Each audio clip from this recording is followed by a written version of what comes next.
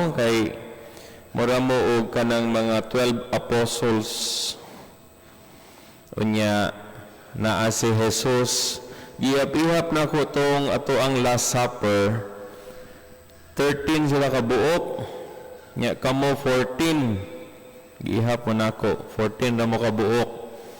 Yung ko nga naamang to'y joke nga ang mga apostoles daw diha sa katapusang panihapon kay 14. Kudili 12 ka apostoles unya si Jesus 3 sila.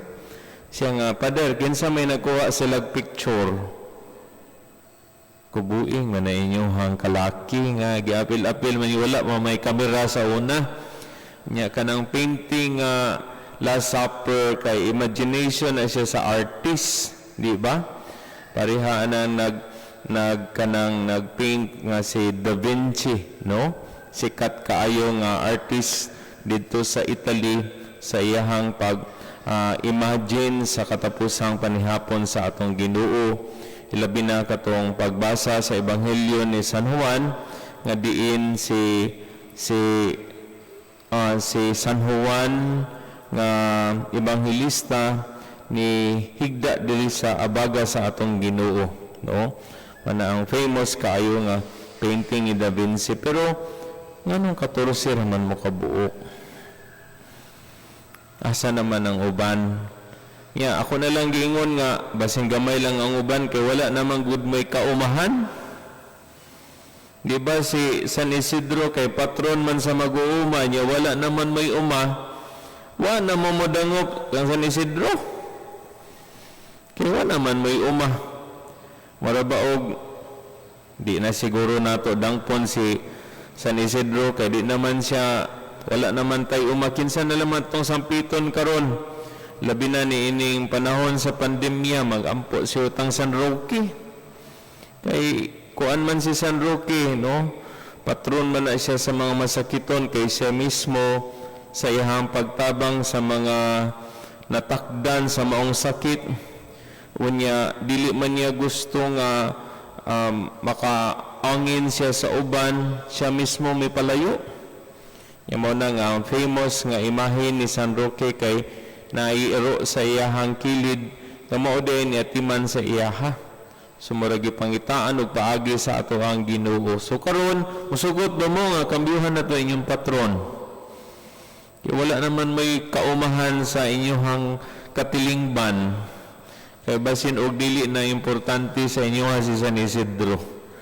Mga igsuon, bisag wala pa may uma. Importante kaayo nga modangop ta sa ato ang patron kay siya ang naghatag kanato og panigingnan sa iyang pagkamasinugtanon sa pagbuhat sa kabubuton sa Dios. Makasabot ko nga ang ato ang naay parokya dinhi sa Davao nga sa Lumundaw. Ang ilahang patron kay San Isidro, no? So gani na ako'y kailang Pader, nindot kayo ang kapistahan dito sa Lumundaw. Kaya mga tao nagdalagid sila og mga kanabitang mga Bisaya nga manok gikan sa ilahang tagsa-tagsa ka mga jikiki kay ihalad nila dito sa simbahan. Iko nga natural kay kuan man na siya no, layo sa syudad unya muragdagan pa sila mga kaumahan. Niingon to akong kailang nga murag makasawa gyud daw kayo ang manok nga Bisaya. No, kining tigbuhat sa tong imahen isulti siya sa kuha kay siya man po nagbuhat sa mga imahen dito sa Lumundaw. Pero karon nga layo wala na may umadya sa inyong katilingban, ano ka nga importante gihapon si San Isidro? Nasayod ta nga si San Isidro diha sa iyang pagkamasinugtanon sa pagbuhat sa kabubuton sa Dios. Apil kanunay ang Ginoo sa tanan niya mga buluhaton. Dili man siya pari, pero nagmakanunayon siya sa pagdangop sa atong Ginoo.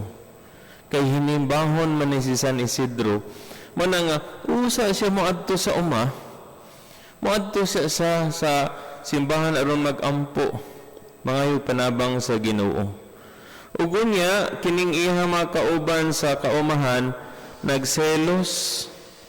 Kay dugay daw maabot si San Isidro, gisumbong nila ngadto sa ilahang boss, kanang ginatawag nga employer.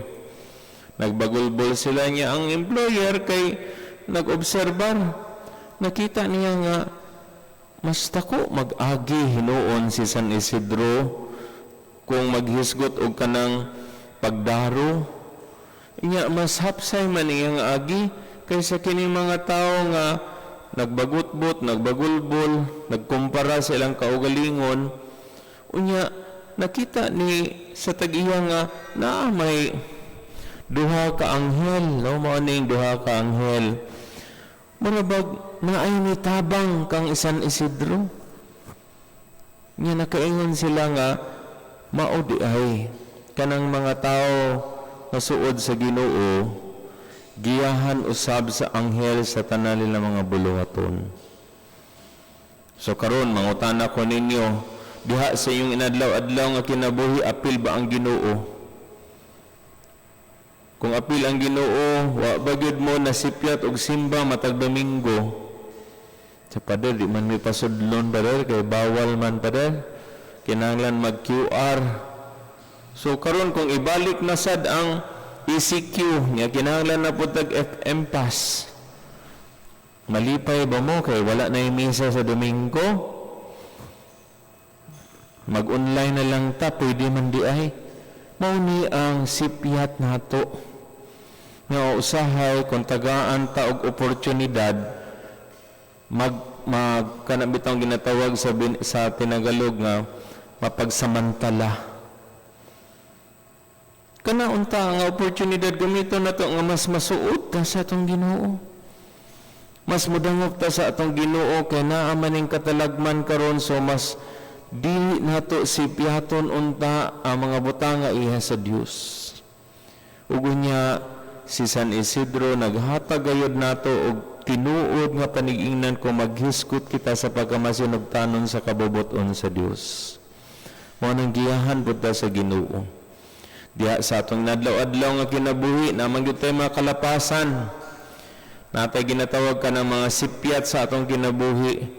Pero gamito nato ang oportunidad nga kini gihatag kanato sa Ginoo daw usa ka gasa aron ang tanan natong buluhaton ikapaambit nato nga maayo ngadto sa uban. Mao kana ang nindot kayo nga mga hiya sa atong patron tungod kay apil kag ang kanunay ang Ginoo diha sa iyang kinabuhi.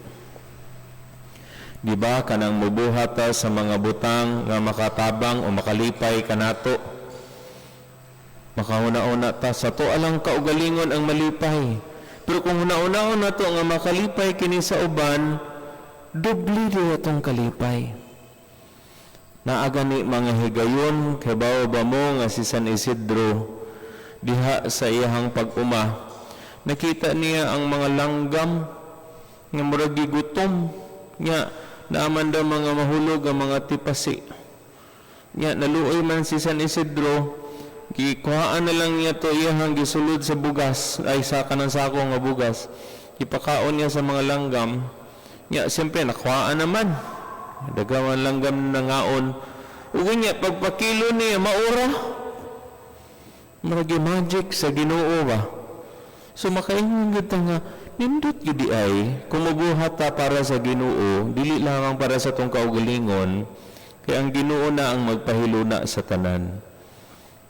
Maunta ni mahitabo sa atong kinabuhi mga igsuon, bisag na ata sa atong tagsa-tagsa kapanimalay, sa atong katilingban, anta na nato mga buluhaton, apil unta kanuni ang Ginoo, tungod kay ang Ginoo ilabi na sa nadungog nato nga mga pagbasa, ilabi na ang Ebanghelyo, nagampo kanunay sa mga tinun-an, aron pagagiyahan sila, magpuyo sa kamatuuran, ug labaw na niini, nga sila, pagmasinugtanon usab sa pagbuhat sa kabubuton sa Dios.